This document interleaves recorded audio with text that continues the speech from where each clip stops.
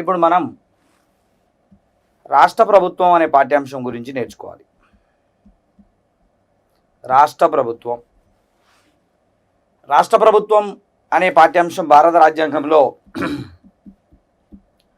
6వ భాగం 152 నుండి 213 ప్రకరణాల మధ్య 152 నుండి 213 ప్రకరణాల మధ్య నిక్షిప్తం చేయబడి ఉంది, రచించబడి ఉంది.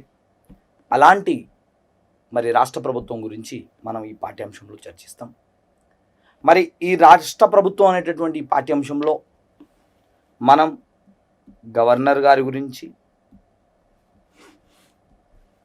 అదేవిధంగా ముఖ్యమంత్రి గారి గురించి,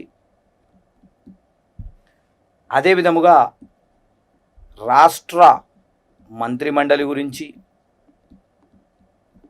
అదేవిధముగా ఉప ముఖ్యమంత్రి గురించి, అదేవిధముగా విధానసభ గురించి, అదేవిధముగా విధాన పరిషత్ గురించి, ఇలా మౌలిక అంశాలన్నీ కూడాను రాష్ట్ర ప్రభుత్వానికి సంబంధించినటువంటి ఈ అంశాలన్నీ కూడా ఇక్కడ చర్చలోకి వస్తాయి.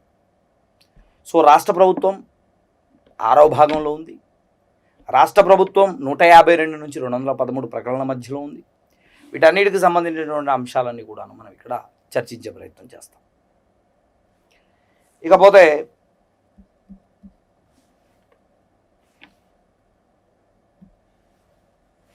రాష్ట్ర ప్రభుత్వం రాష్ట్ర స్థాయిలో భారతదేశంలో ఉన్నటువంటి రాష్ట్రాలన్నిటికి కూడాను ఈ 6వ భాగం వర్తిస్తుంది. 6వ భాగం రాష్ట్రాలన్నింటికి వర్తిస్తుంది. మరి భారతదేశంలో ఎన్ని రాష్ట్రాలు ఉన్నాయి? ప్రస్తుతం 28 రాష్ట్రాలు ఉన్నాయి. ఈ 28 రాష్ట్రాలు ఏవైతే ఉన్నాయో వీటన్నిటికి కూడా ఈ రాష్ట్ర ప్రభుత్వం అనే పాఠ్యాంశం ఈ 6వ భాగం అనేది అప్లై అవుతుంది, అంటే వర్తిస్తుంది అని అభ్యర్థి నేర్చుకోవాలి. అదేవిధముగా ఇందులో తొలి చర్చ గవర్నర్ గురించి నేర్చుకుంటాం.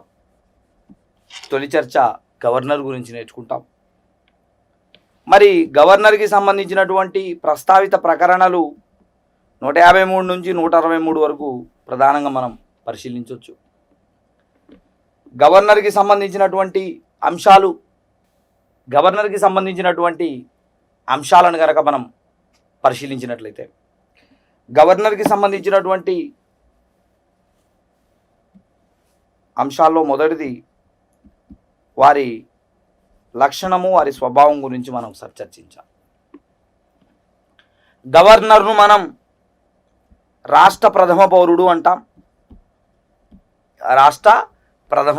అంటాం. గవర్నర్ పేరు మీదుగానే రాష్ట్రపతి పాలన జరుగుతుంది. ఏ విధంగా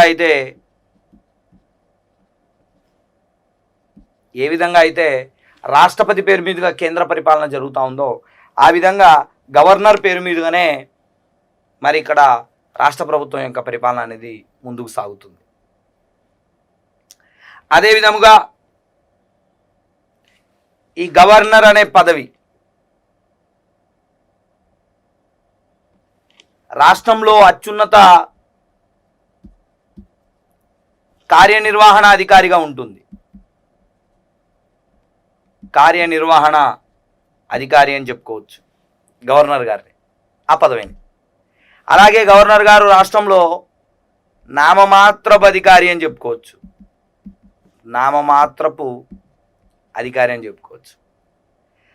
ఇంకా ఏం చెప్పవచ్చు? గవర్నర్ గారిని కేంద్ర ప్రభుత్వానికి రాష్ట్ర ప్రభుత్వానికి మధ్య సంధానకర్తగా చెప్పుకునే ప్రయత్నం కూడా చేయొచ్చు. ఎవరిని? గవర్నర్ గారిని. ఎందుకంటే ప్రతి 15 రోజులకు ఒకసారి రాష్ట్రంలో ఏం జరుగుతుందో కేంద్రానికి నివేదిస్తుంటారు, కేంద్రం ద్వారా నియమించబడతారు. సో రాష్ట్ర ప్రభుత్వాన్ని పర్యవేక్షిస్తూ కేంద్రానికి బంటుగా ఉంటారు కాబట్టి మనం ఆ రకంగా అనవచ్చు. రాష్ట్ర ప్రథమ పౌరుడు, ఆయన పేరుగానే పాలన జరుగుతుంది. అత్యున్నత కార్యనిర్వహణాధికారి, నామమాత్రపు అధికారి, ఎందుకంటే వాస్తవాధికారాలు లేవు. ఈ రకమైనటువంటి ఈ గవర్నర్ పదవి గురించి అంబేద్కర్ గారు ఏమంటారంటే, కేవలం నియామకం ఉంటే చాలు, ఎన్నిక అవసరం లేదు అని అంటారు. ఎన్నిక అవసరం లేదు, కేవలం నియామకం సరిపోతుంది, ఎన్నిక అవసరం లేదు. ఎందుకంటే ఈ పదవికి అంత ప్రాధాన్యత లేదు కదా, నామమాత్రపు అధికారాలు కదా, వాస్తవ అధికారాలు లేవు కదా, ఎలక్షన్స్ అవసరం లేదు అని బిఆర్ అంబేద్కర్ గారు అంటారు. అదేవిధంగా ఎలా నియమించాలి అనే ప్రక్రియను బిఎన్ రావు గారు సూచిస్తారు. ఎలా నియమించాలి మరి గవర్నర్ గారిని అనే ప్రక్రియ బిఎన్ రావు గారు సూచిస్తారు. చెప్పాం మనం, రాజ్యాంగ పరిషత్లో ముఖ్య సలహాదారుడు గారు బిఎన్ రావు గారు, అంతర్జాతీయ న్యాయస్థానంలో పనిచేసిన అనుభవం ఉంది బిఎన్ రావు గారికి. వారు గవర్నర్ నియామకం ఏ విధంగా జరగాలో చెప్తారు. గవర్నర్ పదవి కావాలి అంటారు అంబేద్కర్ గారు. సో గవర్నర్ పదవి కావాలి అని చెప్పిందేమో అంబేద్కర్ గారు అయితే, ఎలా నియమించబడాలో చెప్పింది బిఎన్ రావు గారు. మరి ఏ దేశం ఆదర్శం అంటే మనం కెనడాని తీసుకోవాలి. సో గవర్నర్ నియామకానికి సంబంధించిన విధి విధానాలు ఏ దేశం నుంచి గ్రహించబడ్డాయి అంటే కెనడా నుంచి అని చెప్పుకోవాలి మై డియర్ ఆఫీసర్స్. ఇది అంబేద్కర్ గారికి సంబంధించినటువంటి అంశం. అలాగే అంబేద్కర్ గారు గవర్నర్ గారికి సంబంధించినటువంటి విలువ, గవర్నర్ పదవికి సంబంధించినటువంటి అంశాలు. అదేవిధంగా మై డియర్ ఆఫీసర్స్, గవర్నర్ గారికి సంబంధించినటువంటి అర్హతలు మనం ఒకసారి గమనించినట్లయితే, భారత రాజ్యాంగంలోని 157 ఆర్టికల్ ప్రకారం వారికి కొన్ని అర్హతలు ఉండాలి. నెంబర్ 1, భారతీయుడై ఉండాలి.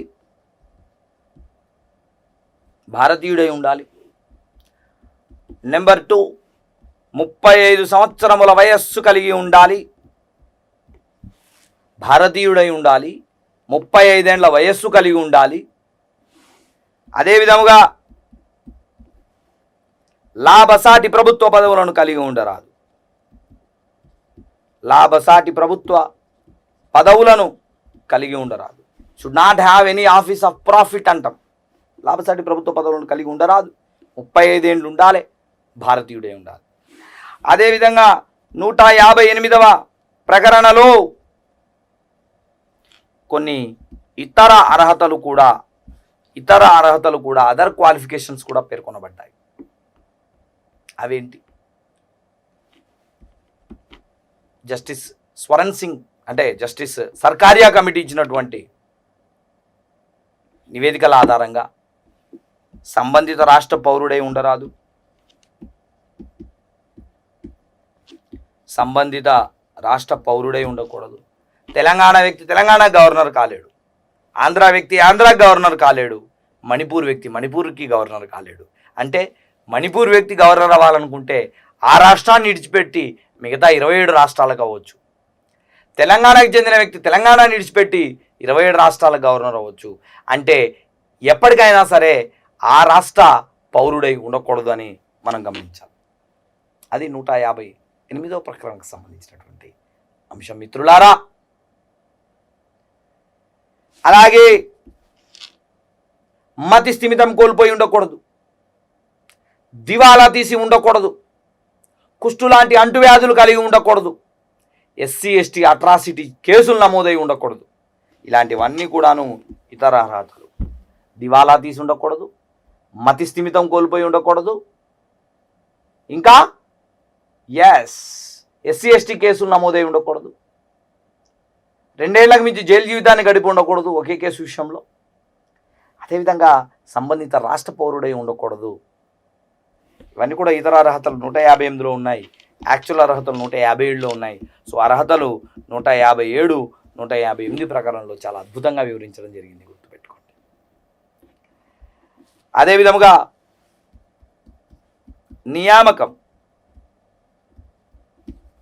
నియామకం గురించి 153వ ప్రకరణలో చాలా స్పష్టంగా చెప్పడం జరిగింది. నియామకం ఎవరు చేస్తారంటే రాష్ట్రపతి నియమిస్తారు. గవర్నర్ను ఎవరు నియమిస్తారు అంటే రాష్ట్రపతి నియమిస్తారు. సంబంధిత ముఖ్యమంత్రిని ఒక్కసారి అంటే పట్టింపేం లేదు, ఒకవేళ వారు వద్దన్నా అవునన్నా అది జరుగుతుంది. బట్ కాకపోతే ఒకసారి రాష్ట్ర ముఖ్యమంత్రిని సంప్రదించి మరి రాష్ట్రపతి గవర్నర్ను నియమిస్తారు. గవర్నర్ను నియమించడమే కాదు, ఒక రాష్ట్రానికి ఒక గవర్నరే కాదు, మరి ఎక్కువ రాష్ట్రాలకు కూడా ఒక గవర్నర్ ఉండొచ్చు. 1956లో 7వ రాజ్యాంగ సవరణ చట్టాన్ని చేశారు.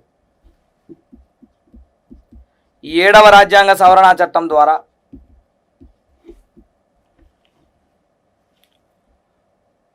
రెండు లేదా అంతకన్నా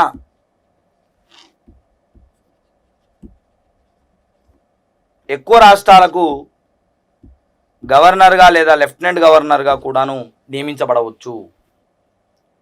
సో ఏ విధంగా అయితే ఒక హైకోర్టు భిన్నమైన రాష్ట్రాలకు పనిచేస్తూ ఉందో, ఒక గవర్నర్ కూడా భిన్నమైన రాష్ట్రాలకు పనిచేయవచ్చు. ఒక్కొక్కసారి అదనపు బాధ్యతలు. ఇప్పుడు అంతెందుకండి, రైట్ నౌ మన తెలంగాణ గవర్నర్ తమిళిసై సౌందరరాజన్ గారు ఇటు తెలంగాణ గవర్నర్గా ఉంటూ అటు పుదుచ్చేరికి అదనపు గవర్నర్గా లేరా? చూస్తలేమా?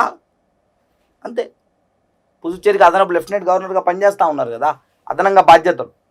సో ఇవన్నీ కూడాను రాష్ట్రపతి యొక్క అధికార విధులు. అంటే నియమించేది రాష్ట్రపతి. Appointment of the governor is the responsibility of Indian president అనే విషయాన్ని గమనించాలి. ఇది 153వ ఆర్టికల్ చెప్తా ఉంది.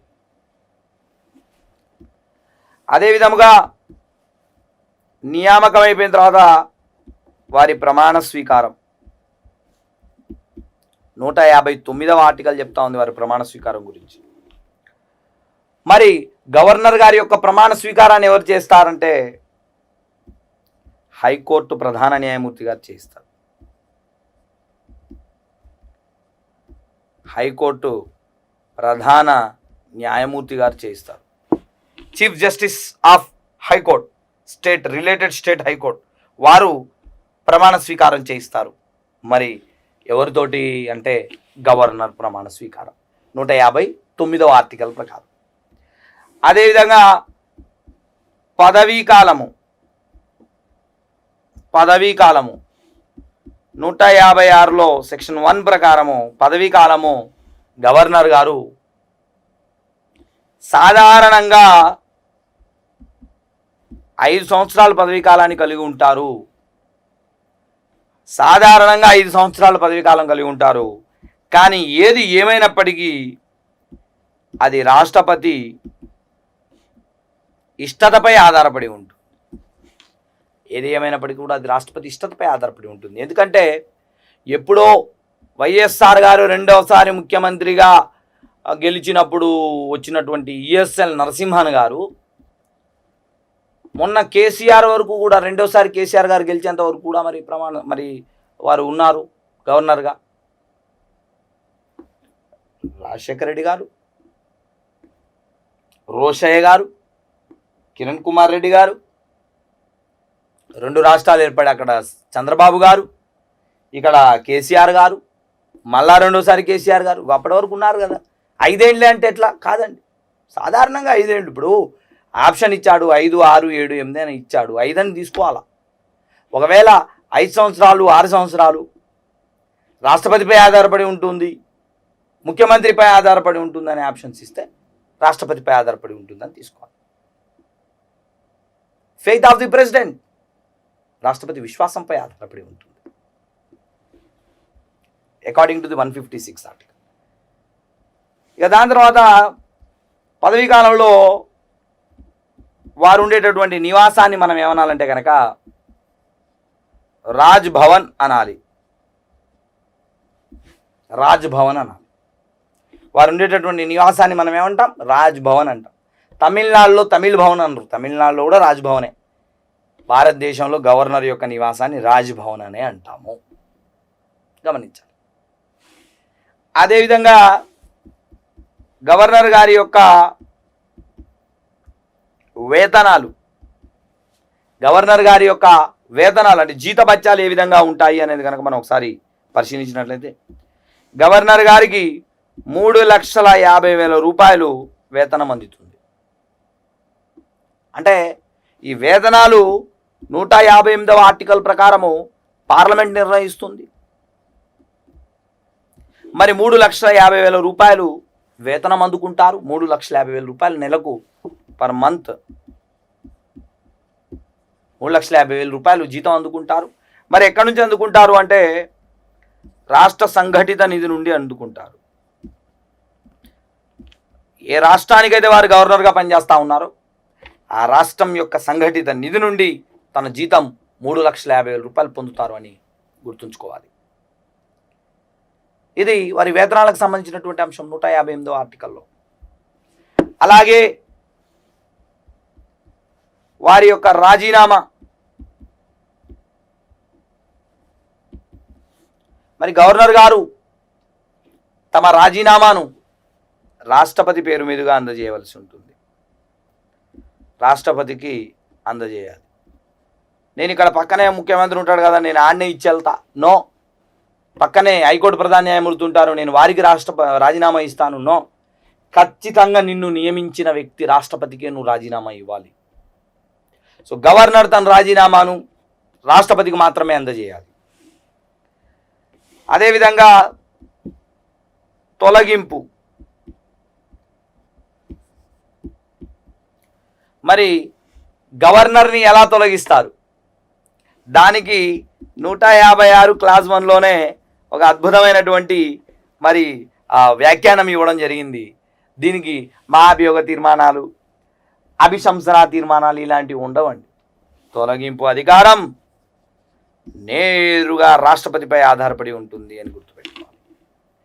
తన పదవీ కాలం అయిన తర్వాత కానీ తన పదవీ కాలానికి ముందు కానీ తన ఇష్టం ప్రకారం, ఫెయిత్ ఆఫ్ ది ప్రెసిడెంట్ ప్రకారం తొలగించే అధికారం ఎవరికి ఉంటుంది? రాష్ట్రపతికి ఉంటుంది అని గుర్తుపెట్టుకోవాలి. ఇది గవర్నర్ గారికి సంబంధించినటువంటి అంశాలు.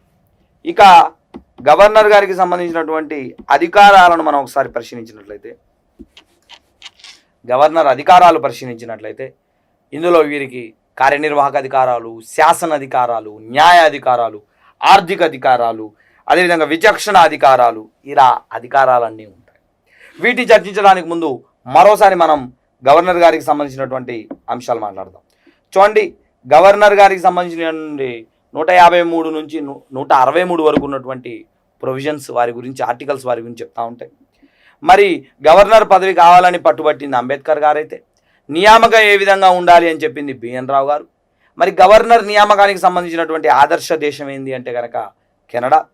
మరి రాష్ట్ర ప్రథమ పౌరుడు గవర్నర్ గారు, వారి పేరు మీదనే ఈ యొక్క పాలన అంటే స్టేట్ యొక్క పాలన జరుగుతూ ఉంటుంది అని గమనించాలి. అదేవిధంగా మనం గమనించినట్లయితే అత్యున్నత కార్యనిర్వహణ అధికారి గారు వారే. మరి నామమాత్రపు అధికారి అని కూడా అనవచ్చు రాష్ట్రంలో వారిని. మరి కేంద్ర ప్రభుత్వానికి రాష్ట్ర ప్రభుత్వానికి మధ్య వారధిగా ఉంటారు. మరి గవర్నర్ గారికి అర్హతలు కనుక తీసుకున్నట్లయితే 157 ఆర్టికల్ ప్రకారం భారతీయుడై ఉండాలి, 35 ఏళ్ల వయస్సు ఉండాలి, లాభసాటి ప్రభుత్వ పదవులను కలిగి ఉండకూడదు. 158వ ఆర్టికల్ ప్రకారం దివాలా తీసి ఉండకూడదు, మతి స్థిమితం కోల్పోయి ఉండకూడదు. అదేవిధంగా ఒకే కేసు విషయంలో 2 ఏళ్లకు మించి జైల్లో ఉండకూడదు. ఎస్సీ ఎస్టీ కేసులు వారిపై ఉండకూడదు. మరీ ముఖ్యంగా వారిపై అంటే వారు ఆ రాష్ట్ర పౌరుడై ఉండకూడదు.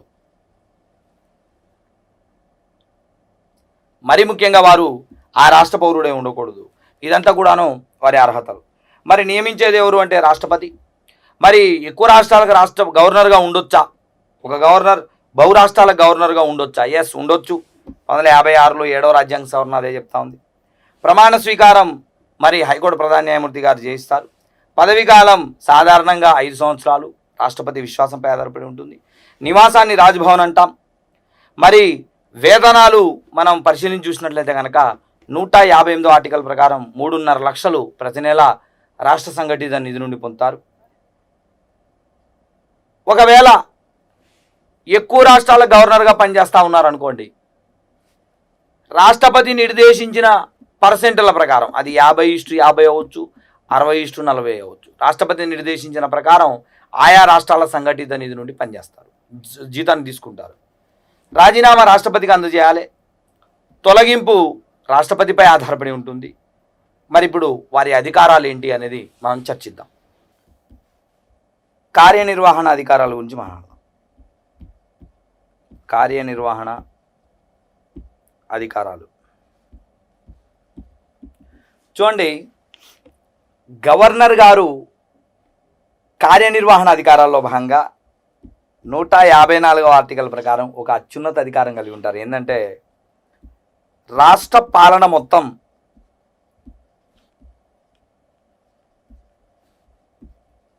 గవర్నర్ పేరు మీదుగానే జరుగుతుంది. రాష్ట్ర పరిపాలన మొత్తం గవర్నర్ పేరు మీదుగానే జరుగుతుంది అనే విషయాన్ని గమనించాలి. అదేవిధంగా భారతదేశ రాజ్యాంగంలోని 164 క్లాజ్ 1 ప్రకారము ముఖ్యమంత్రిని, రాష్ట్ర మంత్రిమండలిని గవర్నర్ గారే నియమిస్తారు. రాష్ట్ర పాలన అంతా ఈయన పేరు మీదుగానే జరుగుతుంది. అందుకే చూడండి, శాసనసభలో మాట్లాడుకునేటప్పుడు ఏది మన గవర్నర్ గారు ప్రసంగం చేసేటప్పుడు మై గవర్నమెంట్ అంటే నా ప్రభుత్వం అని స్పీచ్ ఇస్తారు. అక్కడ అంటే రాష్ట్ర పాలన మొత్తం గవర్నర్ పేరు మీదుగా జరుగుతుంది. 164 క్లాజ్ 1 ప్రకారం ముఖ్యమంత్రిని, రాష్ట్ర మంత్రి మండలిని గవర్నర్ గారే నియమిస్తారు. అదేవిధముగా 165 క్లాజ్ 1 ప్రకారము రాష్ట్ర అడ్వకేట్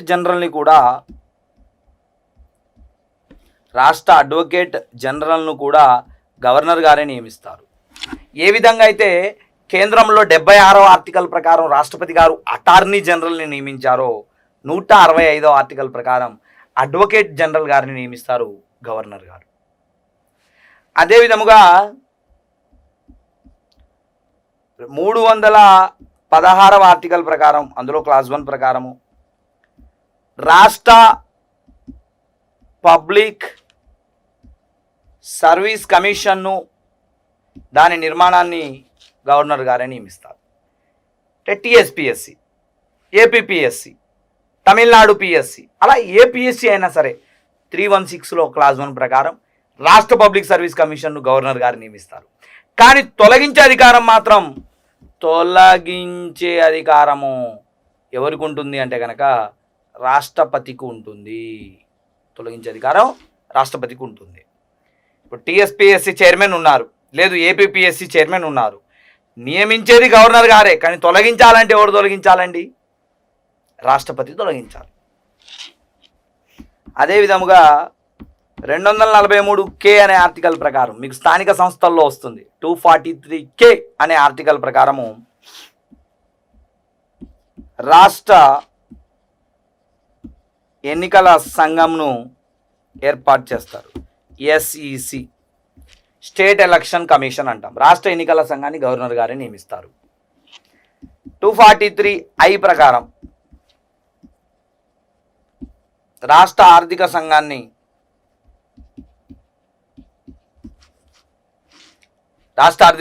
కూడా గవర్నర్ గారే నియమిస్తారు. సో రాష్ట్ర ఆర్థిక సంఘాన్ని గవర్నర్ గారే నియమిస్తారు, రాష్ట్ర ఎన్నికల సంఘాన్ని గవర్నర్ గారే నియమిస్తారు, రాష్ట్ర అడ్వకేట్ జనరల్ గారిని గవర్నర్ గారే నియమిస్తారు, రాష్ట్ర పబ్లిక్ సర్వీస్ కమిషన్ని గవర్నర్ గారే నియమిస్తారు, రాష్ట్ర ముఖ్యమంత్రిని గవర్నర్ గారే నియమిస్తారు, రాష్ట్ర మంత్రిమండలిని గవర్నర్ గారే నియమిస్తారు.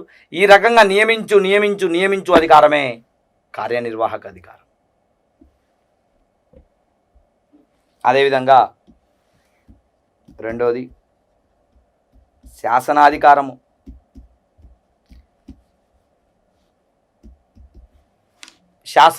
లెజిస్లేటివ్ పవర్ అంటాం. గవర్నర్ గారికి ఉన్నటువంటి శాసనాధికారం ఏంటి చూడండి. ఈ యొక్క శాసనాధికారంలో భాగంగా 168వ ఆర్టికల్ ప్రకారం రాష్ట్ర శాసనసభల్లో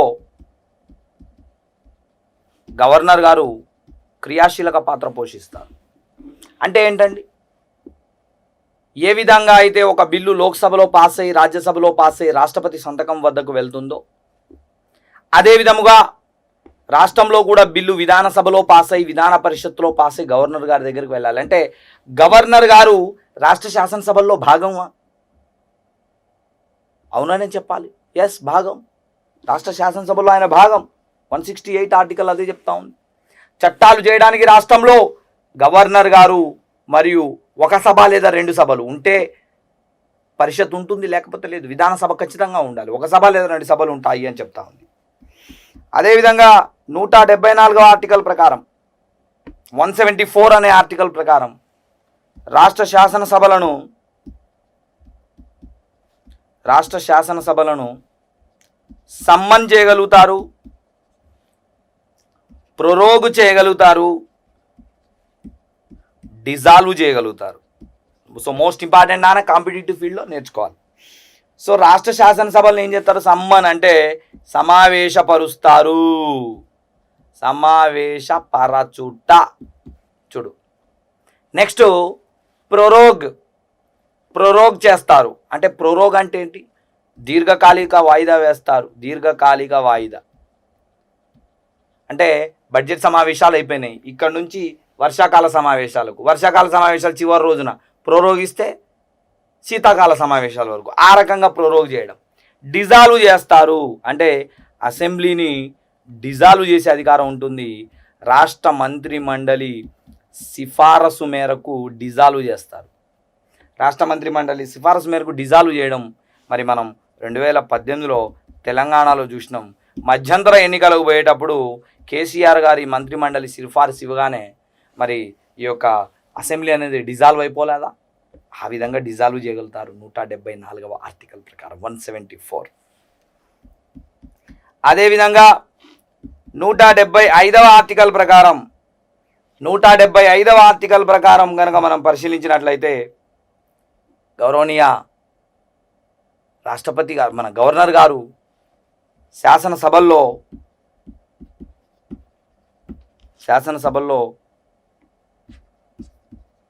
ప్రత్యేక ప్రసంగం చేస్తారు. ఆల్రెడీ మనం చెప్పాం కదా, కేంద్రంలో రాష్ట్రపతి గారు ప్రభుత్వం మారిన తొలి సమావేశాల్లో తొలి రోజు, ప్రతి సంవత్సరం జరిగే తొలి సమావేశాల్లో తొలి రోజు ప్రసంగం చేస్తారని, ఆ విధంగా గవర్నర్ గారు కూడా ప్రసంగం చేస్తారు. సభలను ఉద్దేశించి ప్రసంగం చేస్తారు. నా ప్రభుత్వం అని ప్రసంగం చేస్తారు. తర్వాత దాని మీద ధన్యవాద తీర్మానం పెడతారు. ఇలా 175వ ఆర్టికల్ ప్రకారం ప్రసంగం చేస్తారు. అదేవిధంగా 333వ ఆర్టికల్ ప్రకారం ఒక ఆంగ్లో ఇండియన్ను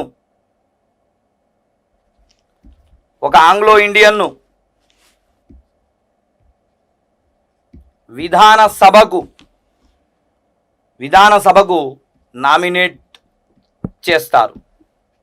ఎగ్జాంపుల్, తెలంగాణలో స్టీఫెన్సన్ గారు రేవంత్ రెడ్డి గారి కేసులో ఉన్నాడు చూడండి, విట్నెస్ వారు. సో ఈ రకంగా ఉన్నటువంటి అధికారాన్ని నరేంద్ర మోడీ ప్రభుత్వం 104వ రాజ్యాంగ సవరణ ద్వారా మరి 2020లో తీసేయడం జరిగింది. మరి ఇప్పుడు ఈ ఆంగ్లో ఇండియన్ల నియామకం అనేది లేదు అని గుర్తుపెట్టుకోవాలి.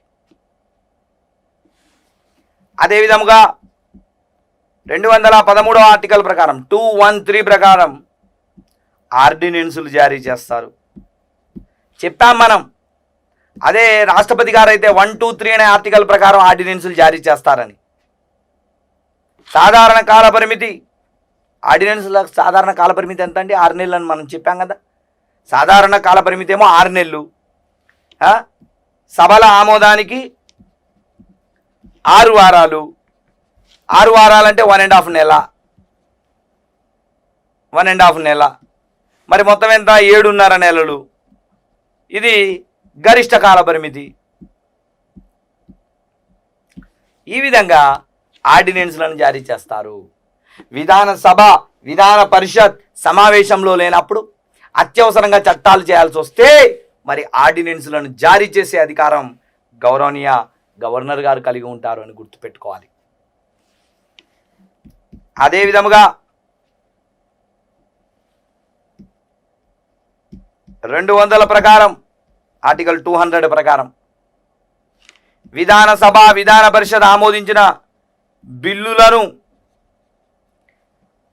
వారు ఆమోదించినటువంటి బిల్లులను తన సంతకముతో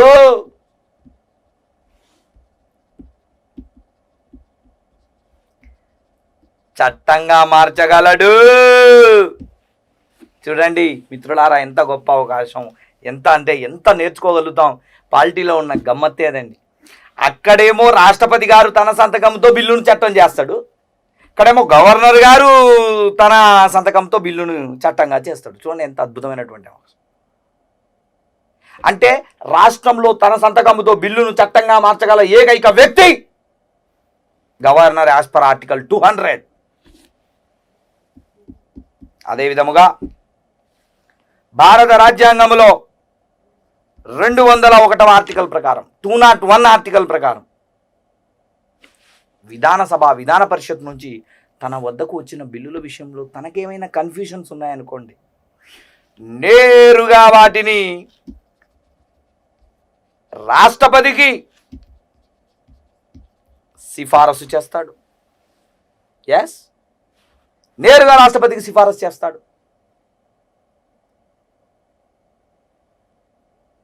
201వ ఆర్టికల్ ప్రకారం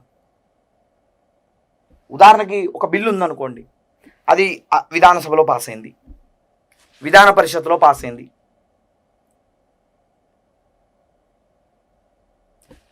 గవర్నర్ గారి దగ్గరకు వచ్చింది. ఈ బిల్లుల విషయంలో కొంత సందిగ్ధత ఉంది. వెంటనే దీన్ని ఏం చేయొచ్చు, రాష్ట్రపతికి తన యొక్క విచక్షణాధికారాలు ఉపయోగించి, తనకు ఉన్నటువంటి శాసనాధికారాన్ని ఉపయోగించి పైకి పంపించేసేయచ్చు, రాష్ట్రపతికి రిజర్వ్ చేయొచ్చు ఒక బిల్లును. అదేవిధంగా 171వ ఆర్టికల్ ప్రకారం 171 ఆర్టికల్ ప్రకారం విధాన పరిషత్కు 1/6 మందిని నామినేట్ చేస్తారు. రాజ్యసభకు రాష్ట్రపతి 12 మందిని 4 రంగాల నుండి నామినేట్ చేస్తారని చెప్పుకున్నావా? కళలు, సాహిత్యం, దేశ సేవ, శాస్త్ర సాంకేతిక రంగం. అలా గవర్నర్ గారు 1/6 మందిని 5 రంగాల నుండి నామినేట్ చేస్తారు. 5 రంగాల నుండి కళలు, సాహిత్యం, దేశ సేవ, శాస్త్ర సాంకేతిక రంగం, ఈ 4 రంగాలతో పాటు సహకార రంగం, కోఆపరేటివ్ సొసైటీస్, 5 రంగాల నుండి 1/6 మంది. మనకు 40 మంది ఎమ్మెల్సీలు ఉన్నారు తెలంగాణలో, అందులో 1/6. 58 మంది ఉన్నారు ఆంధ్రప్రదేశ్లో, అందులో 1/6. అదేవిధంగా వారి యొక్క ఆర్థిక అధికారాలు,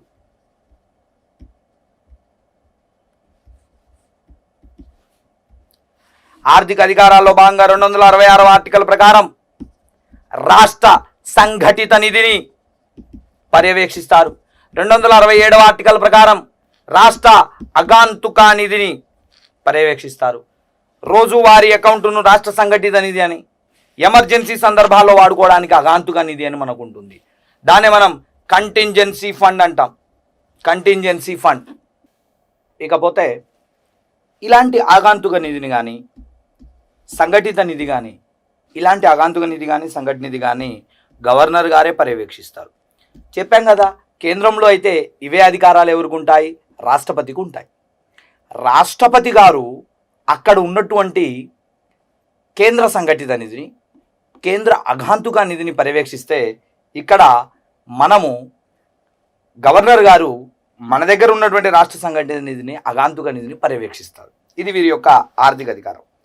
అదేవిధంగా వీరు 207 అనే ఆర్టికల్ ప్రకారం ద్రవ్య బిల్లులకు పూర్వానుమతిని ఇస్తారు. ఏ విధంగా అయితే కేంద్రంలో రాష్ట్రపతి గారు పూర్వానుమతి ఇస్తారో, ఆ విధంగా వీరు కూడా ఇక్కడ పూర్వానుమతిని ఇస్తారు అని గుర్తుపెట్టుకోవాల్సి ఉంటుంది. ఈ రకంగా ఆర్థిక అధికారాలు పూర్తి స్థాయిలో గవర్నర్ గారు పర్యవేక్షిస్తూ ఉంటారు. ఇక తదుపరి అధికారాలను తీసుకుంటే కనుక న్యాయాధికారాలు.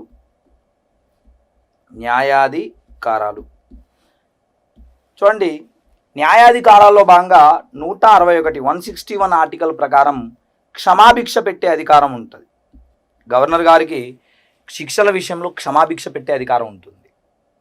అంటే ఏ విధంగా అయితే మనం నేర్చుకున్నాం 72వ ఆర్టికల్ ప్రకారం రాష్ట్రపతి గారికి క్షమాభిక్ష పెట్టే అధికారం అంటే ఇక్కడ ఉన్నటువంటి అంటే అక్కడ వాళ్ళ ఖైదీకి పడినటువంటి శిక్షలకు సంబంధించినటువంటి న్యాయాధికారం ఉందో అదే అధికారం గవర్నర్ గారికి ఉంటుంది. కాకపోతే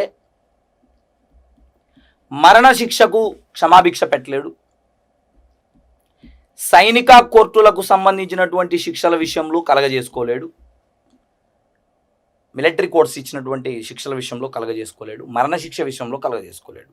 అది కాకుండా కఠిన కారాగార శిక్షను సాధారణ శిక్షగా మార్చగలుగుతాడు. 20 ఏండ్ల శిక్షను 10 సంవత్సరాలుగా మార్చగలుగుతాడు. ఈ రకంగా స్వభావం యొక్క మార్పు, కాలం యొక్క మార్పు చేయగలుగుతాడు తప్ప మరి ఏకంగా మరణశిక్షను రద్దు చేసే అధికారము, సైనిక కోర్టులు ఇచ్చినటువంటి శిక్షలను రద్దు చేసే అధికారాలు అయితే ఉండవు. అది వారి న్యాయాధికారాల్లో మరి 161 ప్రకరణ ద్వారా వారికి ఉన్నటువంటి క్షమాభిక్ష అధికారాలు. అదేవిధంగా 217వ ఆర్టికల్ ప్రకారం హైకోర్టు న్యాయమూర్తులను నియమిస్తారు. హైకోర్టు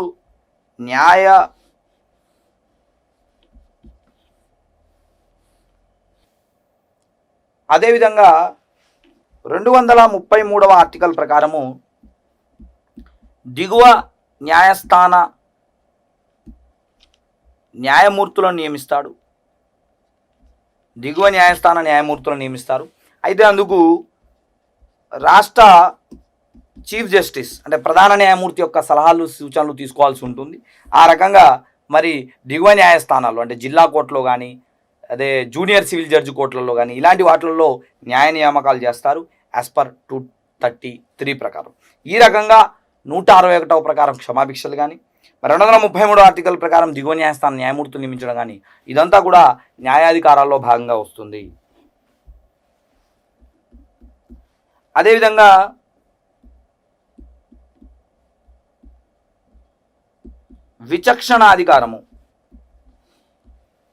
విచక్షణాధికారాన్ని కనుక మనం ఒకసారి పరిశీలించినట్లయితే ఈ విచక్షణాధికారంలో భాగంగా గౌరవనీయ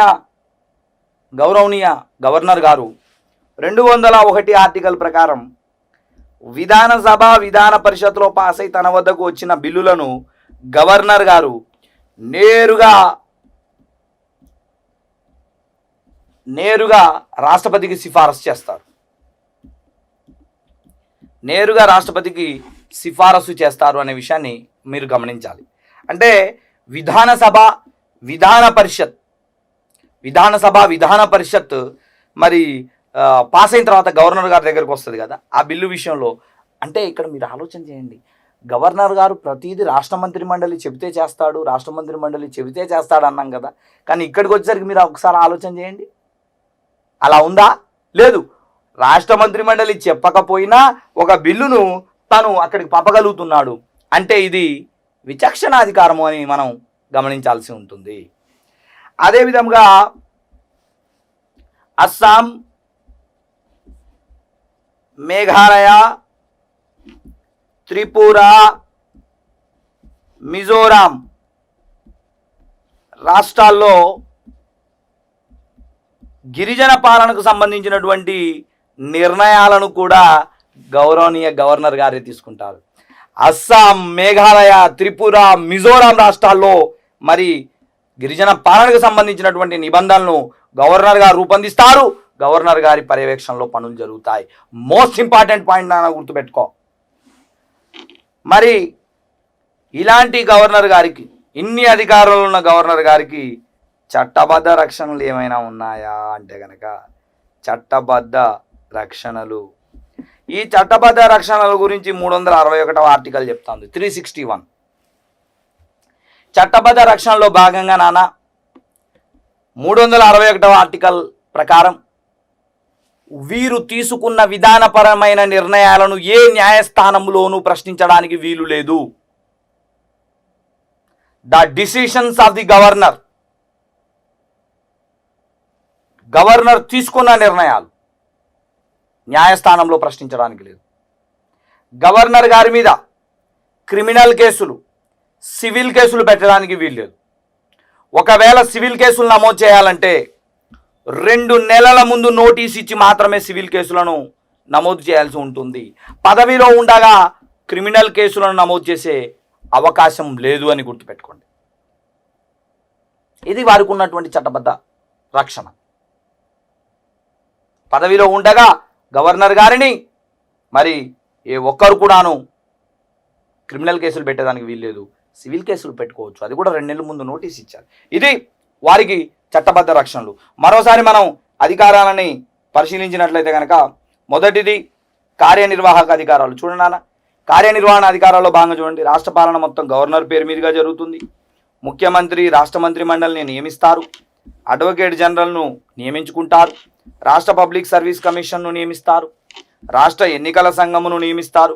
రాష్ట్ర ఆర్థిక సంఘమును నియమిస్తారు. ఇది వారి యొక్క కార్యనిర్వాహక లేదా కార్యనిర్వహణ అధికారాల్లో భాగం. ఇకపోతే శాసన అధికారాల్లో భాగంగా రాష్ట్ర శాసనసభలో గవర్నర్ గారు అంతర్భాగాలుగా ఉంటారు. మరి 174వ ఆర్టికల్ ప్రకారం సభలను సమన్ చేయడం కానీ, ప్రొరోగ్ చేయడం కానీ, డిజాల్వ్ చేయడం కానీ మరి వారి యొక్క అధికారాల్లో భాగంగా ఉంటాయి. అదేవిధంగా ఈ డిజాల్వ్ చేయడం అనేది అసెంబ్లీని డిజాల్వ్ చేయగలుగుతారు. 2018లో తెలంగాణలో మధ్యంతర ఎన్నికల కోసం డిజాల్వ్ చేసిన సందర్భాన్ని మనం చూస్తాం. అదేవిధంగా 175వ ఆర్టికల్ ప్రకారం శాసనసభల్లో ప్రత్యేక ప్రసంగం చేస్తారనే విషయాన్ని మనం గమనించాలి. మరి ఆంగ్లో ఇండియన్ను నియమించే అధికారం రాష్ట్రంలో ఒక ఆంగ్లో ఇండియన్ ఎమ్మెల్యేని నియమించే అధికారం గవర్నర్కు ఉండేది. ప్రస్తుతం 104వ రాజ్యాంగ సవరణ ప్రకారం అది కూడా లేదు. ఇకపోతే 213వ ఆర్టికల్ ప్రకారం ఆర్డినెన్సులు జారీ చేస్తారు. మరి సాధారణ కాల పరిమితి 6 నెలలు, ఆమోదానికి 6 వారాలు, ఇలా 7.5 నెలల యొక్క గరిష్ట కాల పరిమితితో ఆర్డినెన్సులు ఉంటుంది. ఆర్డినెన్స్ అంటే అత్యవసర ఆదేశము అనే విషయాన్ని గుర్తుపెట్టుకోవాలి. అదేవిధంగా 200 ఆర్టికల్ ప్రకారం విధాన పరిషత్లో అంటే ఈ సభలో ఆ సభలో ఆమోదించిన తర్వాత తన వద్దకు వచ్చిన బిల్లులను వీటో చేసే అధికారం అంటే పునఃపరిశీలన పంపించడం, తిరస్కరించడం, ఆమోదించడం ఇలాంటి అధికారాలు కలిగి ఉంటాడు. 201 ప్రకారం రాష్ట్రపతికి రిజర్వ్ చేయగలుగుతాడు. 171వ ఆర్టికల్ ప్రకారం విధాన పరిషత్కు 1/6 వంతు మందిని 5 రంగాల నుండి నామినేట్ చేస్తారు అని చెప్పాం. ఆర్థిక అధికారాలు సంఘటిత నిధిని, అగాంతుక నిధిని కలిగి ఉంటారని చెప్పాం. మరి 207 ద్రవ్య బిల్లులకు సంబంధించినటువంటి పూర్వానుమతిని ఇస్తారు అని చెప్పాం. మరి న్యాయాధికారాల్లో భాగంగా 161 క్షమాభిక్ష అంటే 161 ఆర్టికల్ ప్రకారం క్షమాభిక్ష పెడతారు. కఠిన కారాగార శిక్షను సాధారణ శిక్షగా మారుస్తారు. 20 సంవత్సరాలు ఉన్నటువంటి 10 సంవత్సరాలు అంటే స్వభావ మార్పు, ఇదేమో స్వభావ మార్పు, ఇదేమో కాల మార్పు. ఇలాంటి మరి న్యాయాధికారాలు కలిగి ఉంటారు తప్ప మరణశిక్ష క్షమాభిక్ష పెట్టే అధికారం కానీ, సైనిక కోర్టులు విధించినటువంటి శిక్షను తగ్గించే అధికారం కానీ వారికి ఉండదు. ఇకపోతే దిగువ న్యాయస్థాన న్యాయమూర్తులు నియమించుకుంటారు. మరి ఆ రకంగా 233 ఆర్టికల్ ప్రకారం మరి రాష్ట్ర హైకోర్టు ప్రధాన న్యాయమూర్తి గారిని సంప్రదించి జిల్లా కోర్టుల్లో కానీ, సబార్డినేట్ కోర్టులో కానీ న్యాయమూర్తులను నియమిస్తారు. మరి విచక్షణాధికారాల్లో భాగంగా బిల్లును రాష్ట్రపతికి రిజర్వ్ చేస్తారు. అస్సాం, మేఘాలయ, త్రిపుర, మిజోరాం వంటి రాష్ట్రాలు గిరిజన పాలనకు ప్రత్యేకమైనటువంటి అంటే అక్కడ గిరిజన మంత్రి ఉండేటట్టు కానీ మిగతా అంశాలు కూడా గిరిజనుల యొక్క రక్షణ చేసే అవకాశం ఉంటుంది. ఇకపోతే 361వ ఆర్టికల్ ప్రకారం వారికి చట్టబద్ధ రక్షణలు ఉంటాయి. ఇక చిట్ట చివరగా మనం మాట్లాడాల్సింది గవర్నర్ పదవిపై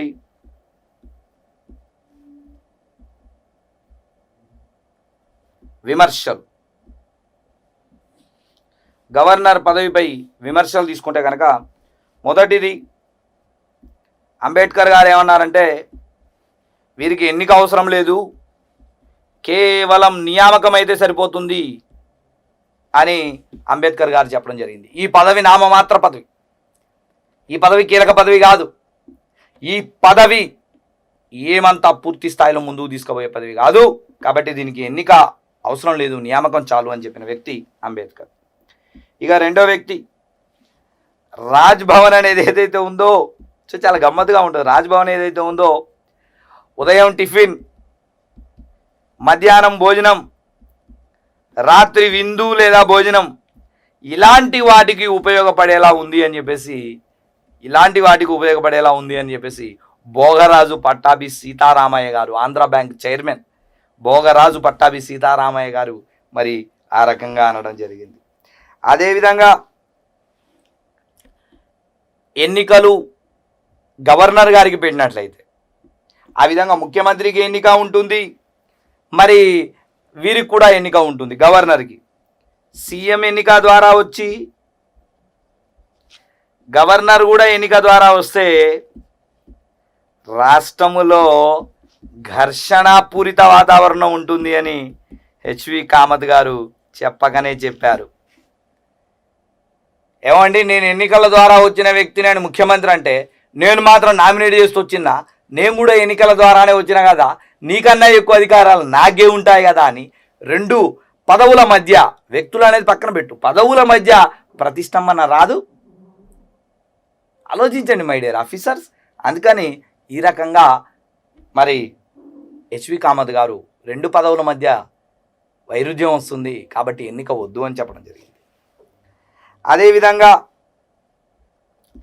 బంగారు పంజరములో ఈ పదవి చిలక వంటిది అని పద్మజా నాయుడు గారు చెప్పడం జరిగింది. పద్మజా నాయుడు గారు ఏమంటారంటే, పంజరంలో చిలక వంటిదట ఈ పదవి, పంజరంలో చిలక వంటిది, బంగారు పంజరంలో. ఎందుకంటే వారి నివాసం రాజ్భవన్ బంగారు పంజరం, అందులో చిలక గవర్నర్ అని పద్మజా నాయుడు గారు చెప్పడం జరిగింది. ఈ రకంగా ఈ యొక్క గవర్నర్ పదవి పైన అంటే బిఎన్ రావు గారు కూడా అదే చెప్పారు, ఎన్నికల ద్వారా వద్దు, మరి కెనడా ఆధారంగా అంటే కెనడాను ఆదర్శంగా తీసుకొని మనం నియామకం పెట్టుకుందామని వారు కూడా చాలా స్పష్టంగా చెప్పారు. ఈ రకంగా గవర్నర్ గారి యొక్క పదవిపై విమర్శలు మనం చూడడం జరిగింది. ఇక గవర్నర్ పదవి అనేది నాన్న అత్యంత విమర్శలకు గురైనటువంటి పదవిగా మనం చెప్పొచ్చు. ఎందుకంటే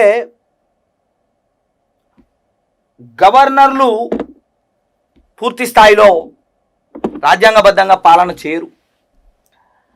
కేంద్రం చేతిలో కీలుబొమ్మలు, సొంత అధికారాలు లేవు. అలాగే ఈ గవర్నర్ పదవిని అడ్డం పెట్టుకొని రాజ్యాంగ ఉల్లంఘన జరుగుతుంది.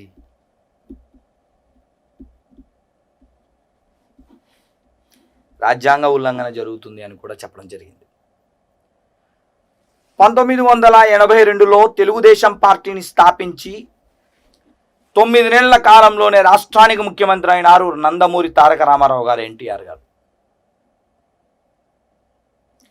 1984లో హార్ట్ ఆపరేషన్ కోసం అని చెప్పేసి వారు అమెరికా వెళ్తే అప్పుడు రామ్ లాల్ అనేటటువంటి గవర్నర్ గారు ఆంధ్రప్రదేశ్, ఉమ్మడి ఆంధ్రప్రదేశ్కు ఉన్నారు. ఈ రామ్ లాల్ గారు తన యొక్క పదవిని దుర్వినియోగం చేసి రాజ్యాంగ స్ఫూర్తికి విరుద్ధంగా అంత మెజారిటీ ఉన్నప్పటికీ కూడాను ఎన్టీ రామారావు ప్రభుత్వాన్ని బర్తరఫ్ చేసి నాదెండ్ల భాస్కర్ రావు గారిని ముఖ్యమంత్రిని చేయడం జరిగింది. తిరిగి వచ్చి తన మెజారిటీని చూపించుకొని ఎన్టీ రామారావు గారు మళ్ళీ ముఖ్యమంత్రి అయ్యారు. అది వేరు విషయం. కానీ ఏంటిది, ఒక గవర్నర్ సాక్షాత్తు రాష్ట్ర ముఖ్యమంత్రిని, మెజారిటీ ఉన్న ముఖ్యమంత్రిని ఏ విధంగా ఇలా చేస్తారు? అంటే ఈ నాదెండ్ల భాస్కర్ రావు గారు ముఖ్యమంత్రి అయిన తర్వాత వారు తిరిగి వచ్చేలోపు మిగతా ఎమ్మెల్యేలతో బేరసారాలు చేయొచ్చనా? ఏందన్నట్టు ఇది అని ఈ రామ్లాల్ గారు దుర్వినియోగపరిచిన విధానం గురించి దేశవ్యాప్తంగా చర్చ జరిగింది. అది ఒక రికార్డ్ ఆ రోజుల్లో అని గుర్తుపెట్టుకోవాలి. అంటే ఎందుకు విమర్శనాత్మకంగా ఈ పదవి ఎదిగింది, అత్యంత విమర్శలు ఎదుర్కొంటున్న పదవిగా ఇది ఎందుకు వెళ్ళింది అని అనడం కోసం ఒక ఎగ్జాంపుల్. మరో ఎగ్జాంపుల్ మనం పరిశీలించి చూసినట్లయితే 1994లో మీరు ఆలోచన చేయండి, నందమూరి తారక రామారావు గారు ముఖ్యమంత్రిగా ఉన్నప్పుడు ఎన్టీ రామారావు గారు వివిధ కారణాల వలన మరి పదవిని న్యాయం చేయలేకపోతున్నారని, చంద్రబాబు నాయుడు గారు ముఖ్యమంత్రి కావాలని మెజారిటీ ఎమ్మెల్యేలందరూ కలిసి గవర్నర్ కృష్ణకాంత్ గారిని కలిసి చెప్పడం జరిగింది. మరి ఎన్టీఆర్ గారి వర్గమేమో ఉన్న కొద్దిమంది కృష్ణకాంత్ గారిని కలిసి, సార్ మెజారిటీ ఏర్పడిన ప్రభుత్వం మాది, నేను ముఖ్యమంత్రిని, మేం చెప్తా ఉన్నాం పూర్తి స్థాయిలో విధానసభను రద్దు చేయండి, డిజాల్వ్ చేయండి అని చెప్పారు. విధానసభ డిజాల్వ్ చేయాలి గవర్నర్ గారు, రాష్ట్ర మంత్రిమండలి ముఖ్యమంత్రి గారు చెప్తే, కానీ చేయలేదు. మెజారిటీ వీరికి ఉంది అని చెప్పి చంద్రబాబు నాయుడు గారిని ముఖ్యమంత్రిని చేయడం జరిగింది. ఈ రకంగా ఇది మరోసారి విమర్శనాత్మక పదవిగా మారిపోయింది. ఇలా ఎన్నో ఎగ్జాంపుల్స్ గవర్నర్ పదవి మిస్యూజ్ అయింది అనడానికి ఎన్నో ఎగ్జాంపుల్స్ మచ్చుకు మన స్టేట్లో మన ముందు జరిగిన ఎగ్జాంపుల్స్ మీ ముందు పెట్టే ప్రయత్నం చేసినాం. ఇది ఓవరాల్గా గవర్నర్ గారి పదవికి సంబంధించి రాష్ట్ర ప్రభుత్వంలో వారు వహిస్తున్న పాత్ర, వారికి సంబంధించినటువంటి పూర్తి అంశాలు.